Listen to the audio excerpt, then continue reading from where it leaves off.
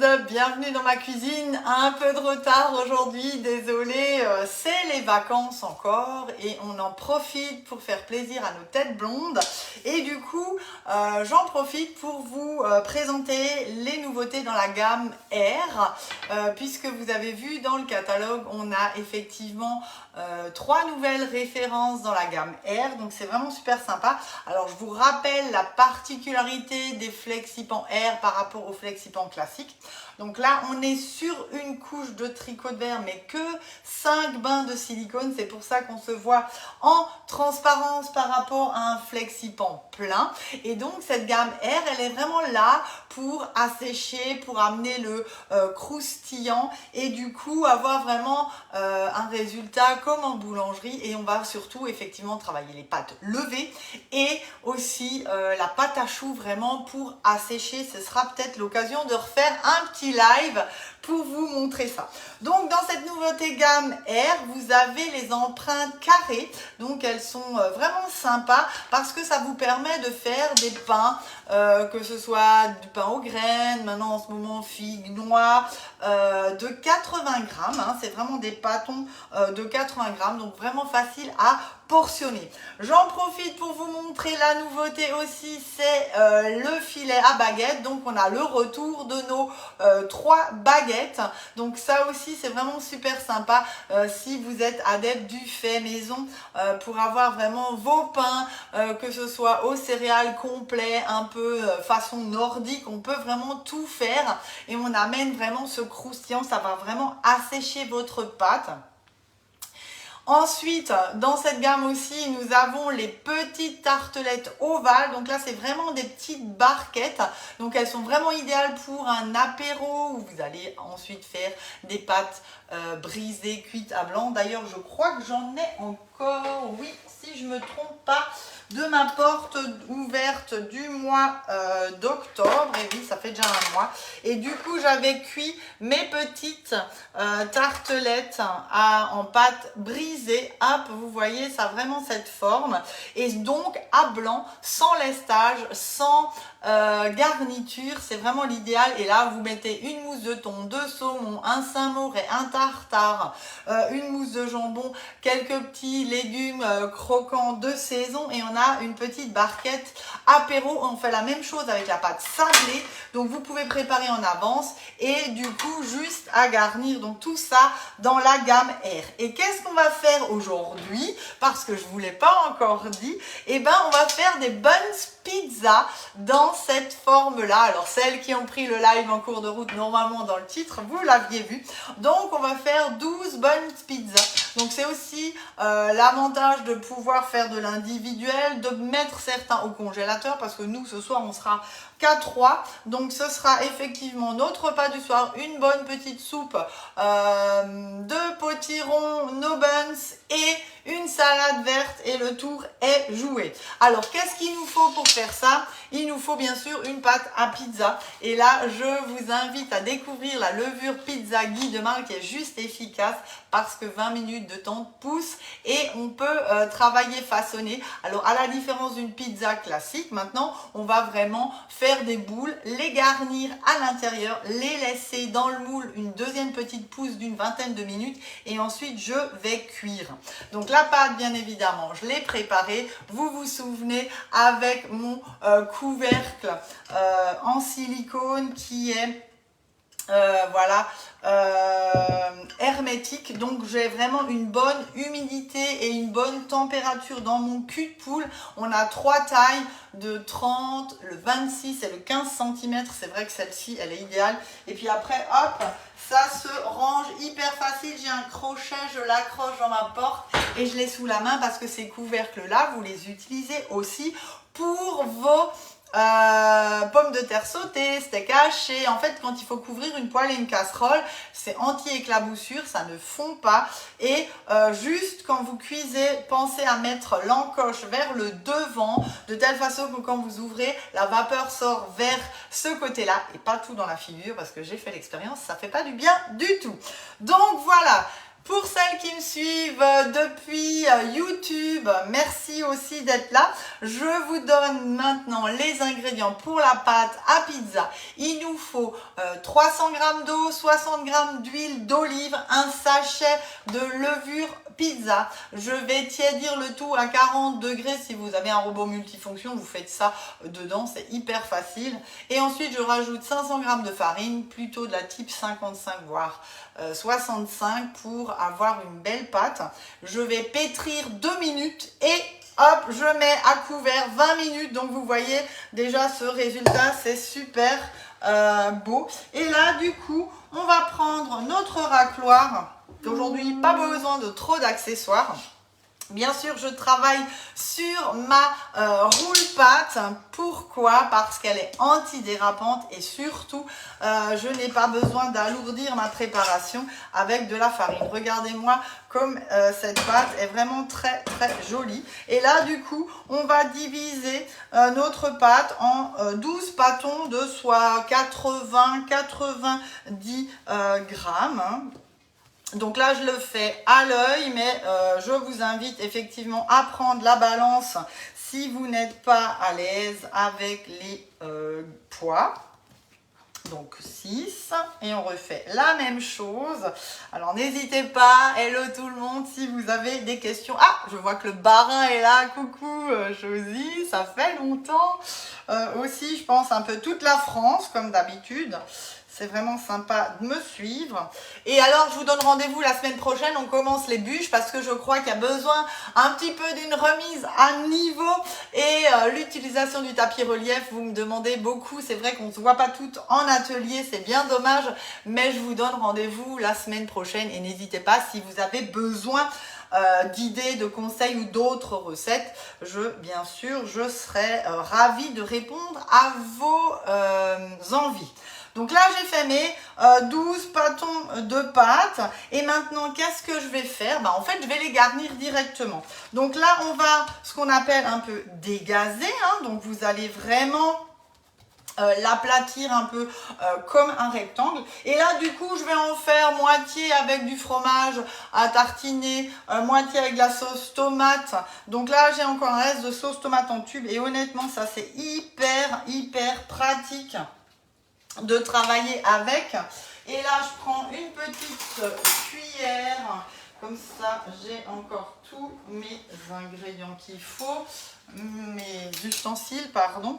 Donc là, hop, j'y vais avec le dos de ma cuillère. Je répartis un peu de mozzarella râpé. J'ai des dés de jambon. J'ai un peu émincé des tranches de chorizo qui me restaient. Alors là, c'est vraiment vide frigo. Des olives, du cheddar, parce que chez moi, ils adorent ça. Et là, je vais faire effectivement une garniture avec le fromage ail et Finzer. Bien sûr, on pourrait faire la version alsacienne avec la crème fraîche assaisonnée. Faites par contre revenir les oignons et les lardons un peu ensemble parce que sinon, ça n'aura pas le temps de cuire avant. Et donc là, je prends quelques dés, je les mets au centre. Je vais mettre un peu de cheddar, quelques morceaux d'olive. Allez. Et là, je referme en fait comme un petit ballotin et je la tourne et là hop, j'ai ma petite boule garnie et je vais la poser et on va la mettre dans mon moule et on va faire la deuxième pousse. Donc on y va, on recommence. Un peu de sauce tomate. Vous pouvez mettre du pesto aussi si vous avez, ça c'est super bon aussi. Après, vraiment, faites avec ce que vous aimez, ce que vous avez. Vous avez un reste d'artichaut, moi j'aime bien. Des champignons, maintenant, c'est encore la saison, donc il faut y aller. Donc là, je vais faire une rangée chaque fois 3, 3, 3. Comme ça, je sais effectivement vraiment. Donc là, je boule un petit peu, mais je boule pas comme quand je fais les morissettes parce que sinon, je vais trop écraser et ça risque de sortir. C'est vraiment pour fermer. Et là, hop, j'ai mon petit buns qui est garni. Vous avez un reste de bolo, ça c'est super bon aussi. Vraiment plein d'idées, je suis sûre que vous en avez plein. Bonjour, hello, salut Adam. Je pensais que vous partagiez un peu vos idées. N'hésitez pas à nous faire part de vos idées pour ces buns. Et là franchement vous allez faire plaisir à tout le monde parce que c'est vrai que ça se mange super bien, c'est facile. Et du coup si vous n'utilisez pas tout, moi je vais en congeler aussi. Donc ça c'est tout à fait possible. Vous les passez en cuisson bien évidemment, on les laisse refroidir et ensuite on va les mettre du coup au congélateur. Et après ce qui est sympa, c'est que vous passez en décongélation. Alors moi j'ai un programme pain, décongélation pain sur mon micro-ondes, c'est juste impeccable. Alors là je vais prendre au chorizo, on va changer un petit peu, allez, avec mes olives toujours, voilà. Je mets quelques morceaux d'olive, là je vais mettre pour le coup un peu de ma mozza. Et pareil, hop, on y va et on referme tout ça. Allez, hop, voilà. Et je vais après juste laisser lever une vingtaine de minutes. Je rebadigeonne à l'huile d'olive et je vais mettre encore un peu de fromage râpé sur le dessus, du gruyère ou de la mozza, c'est comme vous avez. Et on passera ça au four à 200 degrés pendant une vingtaine de minutes, hein, quand même, 25 même. Après avoir en fonction de votre four et de la coloration, bien sûr, je vous mettrai la recette. Alors, comme je vous l'avais déjà dit dans mon dernier live, on a des soucis en ce moment avec notre plateforme Mon Instant Gourmand, le fameux MIG, par lequel je vous envoie les recettes. Et du coup, là, il y a eu une mise à jour et c'est un peu compliqué. Mais ça arrive, hein, ils sont en train de travailler chez Guy Demarle pour résoudre ce problème. Donc n'hésitez pas, si vous ne recevez pas la recette ou vous ne la retrouvez pas sur le club, à m'écrire, à m'envoyer un petit MP ou un petit mail. Je me ferai bien sûr un plaisir de vous répondre. Voilà. Allez, la dernière à la tomate. Et on va passer avec du fromage là pour le coup. Donc j'espère que vous voyez bien. Voilà. Je pose mon fromage au milieu, je rabats simplement, hop, comme un petit peu une aumônière. Essayez de ne pas mettre les doigts dans la sauce tomate, comme ça on a quelque chose de joli. Et là, hop, pour le coup, vous voyez, j'ai déjà mes 6 premiers pâtons qui sont dans mon moule. Donc c'est la gamme Flexipan Air. Et donc c'est une nouveauté, ça s'appelle le carré. Et vous pouvez bien sûr faire du pain, on va pouvoir faire de la pâte à choux. Alors oui, ça fera des choux assez conséquents, mais c'est quand même quelque chose de sympa. Après, on garnit ça d'une glace, de chantilly et une, ça suffit, du coup, des chouquettes XL. Donc là, je prends ma petite spatule coudée, c'est beaucoup plus facile. Un peu de fromage, ail et fines herbes, ça donne aussi du goût, c'est sympa. Et je recommence, j'en fais avec mon jambon, quelques olives et mon cheddar ou pas. Ça, c'est vous qui voyez. Moi, je l'ai coupé, donc on va l'utiliser. Hop, hop, hop. Je tourne tout ça sur ma roule pâte, je prends mon bâton, hop, et je le place et je l'appuie un petit peu et comme ça, il prendra vraiment bien la forme carrée dans mon moule. Comme dit, on pourra faire du pain ensemble aussi. C'est vrai que ça, c'est quelque chose de super sympa à faire dans ces formes-là. Et vous pouvez du coup vous avancer, commencer à préparer, à mettre au congélateur pour les fêtes. C'est vrai que le compte à rebours va commencer, plus que 6 samedi, je crois, c'est ça, hein, 6 ou 7, pas plus, ça va venir vite, voilà, allez, hop, voilà, allez, je remets du fromage, je termine ma dernière avec les dés de jambon, hop, un peu de fromage. J'ai presque plus d'olives, mais c'est pas grave. C'est l'avantage. Ah, des tomates séchées, vous auriez pu mettre. Ça aussi, c'est sympa dedans. Des champignons, je vous ai dit. En fait, voilà, il y a vraiment plein de garnitures à faire. Allez. J'étale le tout, hein, donc comme dit sur votre roule-pâte, vous faites presque un carré. Alors, il y a des carrés qui ne ressemblent pas à des carrés, mais c'est pas grave. On va les façonner après. Un peu de sauce tomate ou de crème ou de fromage à tartiner au milieu. Voilà. Hop, c'est bon. La petite spatule coudée qui est hyper pratique pour faire ça. Et ensuite, je vais répartir, allez, ma garniture de chorizo. Là, je finis. Hop, il me reste un peu de cheddar. On va faire un XL au cheddar. Mes petites dernières olives. On met du fromage. Ou pas. Ou vous mettez que du fromage. Ça, c'est vachement bon aussi. Hein. Du fromage à raclette. Du gorgonzola. Du morbier. Coucou mes collègues là.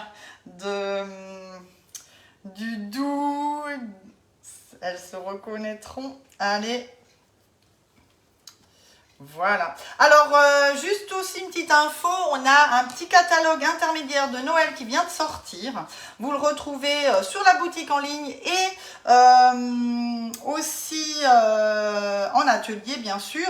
Et ce qui est vraiment super sympa, c'est qu'il y a vraiment plein d'aides à la déco, les semelles pour les bûches, les décors de fin de bûche, les sprays velours, tout ce qu'il faut pour le glaçage, les petits déco en sucre et autres.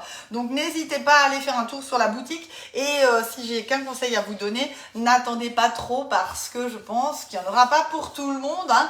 Je vous rappelle que toutes les commandes que vous passez sur la boutique en ligne en me mettant comme conseillère comptent pour mon chiffre d'affaires du mois. Donc n'hésitez pas et bien sûr je vous envoie des recettes aussi en fonction de vos commandes et de vos moules. Donc voilà nos 12 petits buns pizza individuels. Donc là je vais simplement les couvrir une vingtaine de minutes avec un torchon. Ensuite je vais allumer un four à 200 degrés. Je vais badigeonner le dessus d'huile d'olive. Je vais remettre un peu de parmesan sur le dessus et on va passer le tout au four pour 25 minutes environ à vérifier la coloration. Et puis le tour est joué. Donc n'oubliez pas 10 fois sans frais sur B-Save et Canofea. Il me reste des dés de jambon. Donc là maintenant c'est vrai que c'est pas beaucoup mais je ne sais pas ce que je vais en faire. Ben, je les mets tout de suite sous vide. Je prends mon récipient 0,5 litres ou si vous avez les petits pots, c'est vraiment l'idéal. Je mets mon couvercle et hop, je tire ma tête d'aspiration. Alors attendez, il faut que j'avance la pompe devant vous, comme ça, vous voyez, je place devant moi. Perso, je tiens toujours ma tête d'aspiration ici, parce que là, je trouve qu'on n'a pas la même tenue. Je vais tenir quelques secondes, environ 5. Là, la prise, c'est faite. Et là, du coup, il va aspirer tout l'air qui est à l'intérieur de mon contenant. Et je vais le laisser faire tout seul. Et quand il a terminé, allez hop, c'est fait. Il se décroche. Et là, c'est complètement étanche. Et là, du coup, mon jambon ne va pas rancir. Va pas devenir tout gluant. Et j'aurais aussi pu le mettre dans un petit pot type confiture bonne maman. Utiliser les couvercles ronds. Plein de solutions. Donc n'hésitez pas si vous avez envie de le voir dans votre cuisine. Je me déplace, je vous montre ça ou venez chez moi bien sûr. Profitez du 10 fois sans frais et des petits cadeaux en plus faits par votre conseillère préférée. Voilà, bah écoutez, moi j'espère que ce rendez-vous vous a plu. On se retrouve la semaine prochaine, mercredi 11h. On commence les bûches, donc soyez au rendez-vous. N'oubliez pas non plus de vous abonner à ma chaîne YouTube pour retrouver toutes les vidéos et tous les lives que je vous propose. Bien sûr, vous pouvez voir en replay et partager comme vous le savez le faire. Je vous remercie. Je vous souhaite une très très belle journée et je vous dis à la semaine prochaine. Bye bye, bisous.